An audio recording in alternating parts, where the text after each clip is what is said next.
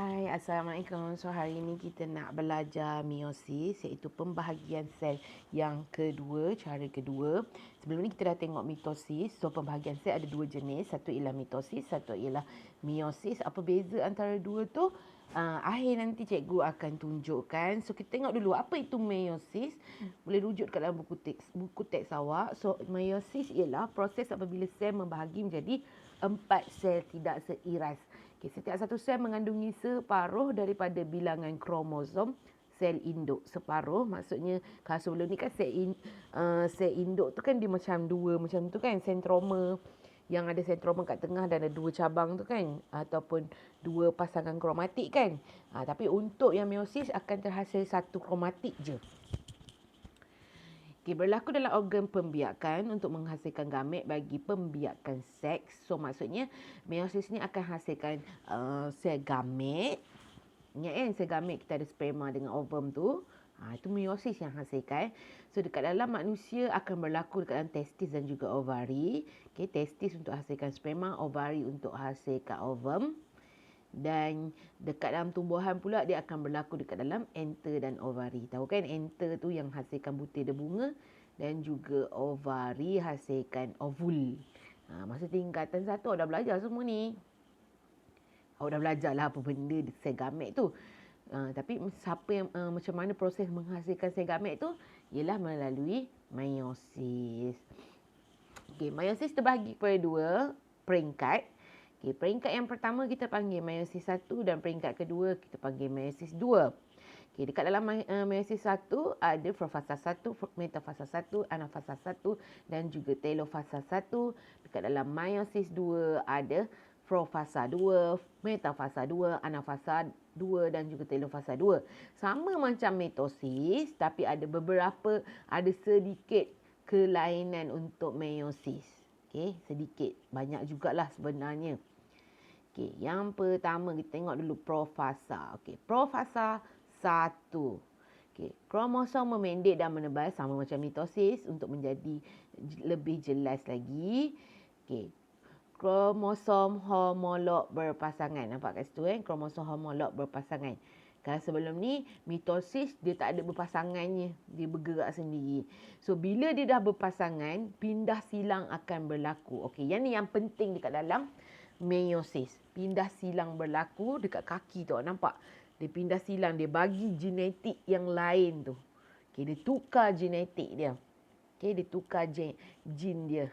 Dia tukar jin dia, okey, pertukaran maklumat genetik antara kromosom homolog. Kenapa kita panggil kromosom homolog? Sebab dia berpasangan. Okey, kromosom homolog tu ialah kromosom yang berpasangan.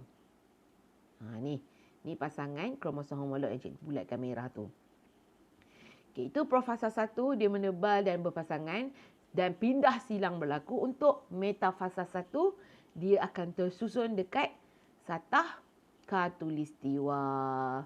Okey, bila dah tersusun dekat satah khatulistiwa, gelentian gelendong melekat pada sentroma. Alamak, laju pula cikgu tunjuk tadi. Patah balik. Boleh tak patah balik ni? Tak boleh. Boleh. Okey. Okey, gini. Kromosom homolog tersusun pada satah khatulistiwa, gentian gelendong melekat pada sentroma. Kalau dekat dalam metafasa untuk mitosis, dia tersusun panjang macam tu. Kan, lepas tu dia tarik je gitu. Tapi yang ni, dia tersusun dua lah secara berpasangan untuk meiosis 1. Okay, anafasa 1. So, dia akan tertarik sama macam mitosis, kromosom homolog berpisah dan bergerak ke kutub yang bertentangan. Dan telofasa 1, sitoplasma membahagi dan meiosis 1 tamat. Okay, sekarang kita masuk dekat meiosis 2. Okay, meiosis 2 kita ada profasa 1. Sama juga profasa 1, gentian gelendong akan terbentuk. Lepas tu metafasa 2. Cikgu sebut 1 tadi ialah profasa 2. Okey, metafasa 2 sama juga dia akan tersusun pada garisan khatulistiwa. Okey, kromosom tersusun pada garisan khatulistiwa. Lepas tu gentian gelendung akan melekat kepada sentroma. Dan anafasa 3, anafasa 2, bengong lah cikgu ni. Okey, anafasa 2, dia akan terpisah dan tertarik. So, sentroma membahagi 2, kromatik kembar berpisah. Okay, tengok apa lagi tu. Kromatik akan bergerak ke kutub yang bertentangan ataupun kita panggil dia pengutupan. Awak nampak kan cerita dia senang je. Okay. Dan last sekali ialah telofasa. Telofasa menghasilkan 4 anak. Okay. 4 anak sel yang tidak seiras iaitu gamet akan terbentuk. Kalau mitosis dia terbentuk 2 dan sama macam sel induk. Tapi untuk meiosis dia akan terbentuk 4, tak sama. Awak tengok setiap tu tak sama. Dia macam satu kromatik tu dia akan bawa satu jin yang lain. Ada yang bawa jin, ada yang tak bawa jin lain. Awak nampak kan color-color dia biru putih tu. Okay. Itu sebenarnya jin yang kita bawa, genetik yang kita bawa daripada ibu kita, daripada ayah kita. Okay, bilangan kromosom adalah separuh daripada kromosom sel induk. Sebenarnya kita tahu setiap sel mengandungi 46 kromosom, tapi untuk meiosis dia ada 23 kromosom sahaja. Okey. Perbezaan antara mitosis dengan meiosis. Okey, persamaan dia perbandingan. Perbandingan antara mitosis dengan meiosis. Okey, persamaan dia kedua-duanya melakukan replikasi DNA dan juga pembahagian sel.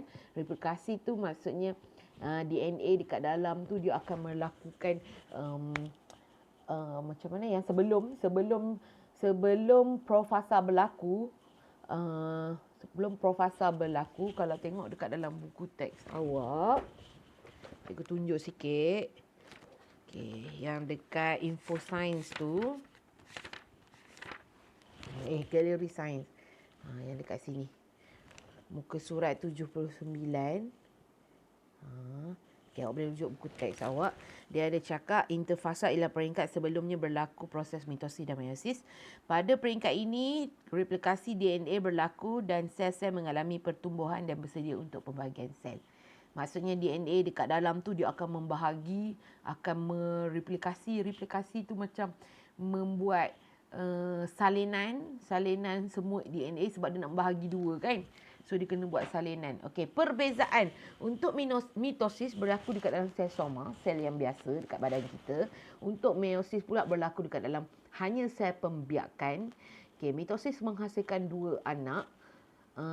Meiosis menghasilkan 4 sel anak. Okey, dalam mitosis tidak berlaku pindah silang.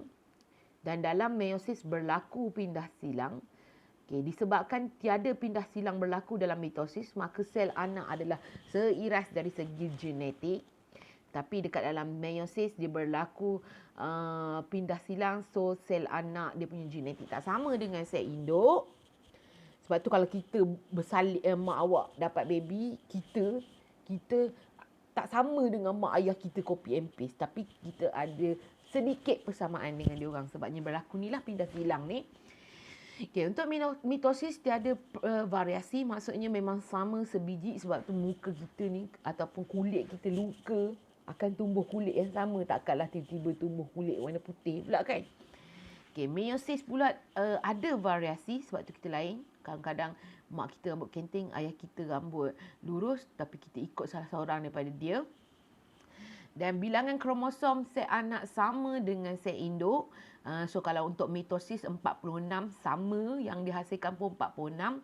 Untuk meiosis, dia hasilkan 23. Awak kena tengok balik tu kalau tak ingat bilangan dia. Okey.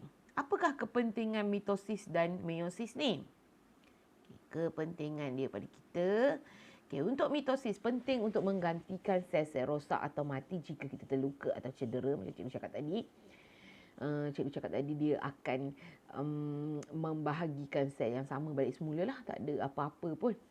Okay, untuk mitosis juga berguna dalam pembiakan aset bagi sesetengah organisma seperti ameba. Okay, masa tingkatan 1 Sepatutnya awak tahulah ada ameba, ada paramecium, ada euglena. Itu semuanya melakukan pembiakan seks iaitu pembahagian sel lah secara mitosis. Okay, sebab tu dia klon dia dapat sama macam induk dia. Okay. Mitosis penting untuk pertumbuhan organisma, meiosis penting untuk penghasilan gamet dan mitosis menghasilkan sel baru yang sama dengan sel induk. Okay. So yang berbeza dekat sini ialah meiosis je lah. Meiosis tu menghasilkan sel gamet. So dapatlah bila sel gamet 23 campur dengan 23 daripada ibu, daripada ayah, campur dapatlah kita yang 46 kromosom yang membawa yang bervariasi. Ada muka ayah sikit, ada muka mak sikit, ada kulit mak sikit, macam tu. Kadang ikut mata mak, kadang ikut mata ayah. Okey. Rasanya itu saja untuk mitosis dengan meiosis. Sila salin semua nota cikgu ni. Naik cuti cikgu nak buku nota awak. Okey, jumpa lagi next class. Bye.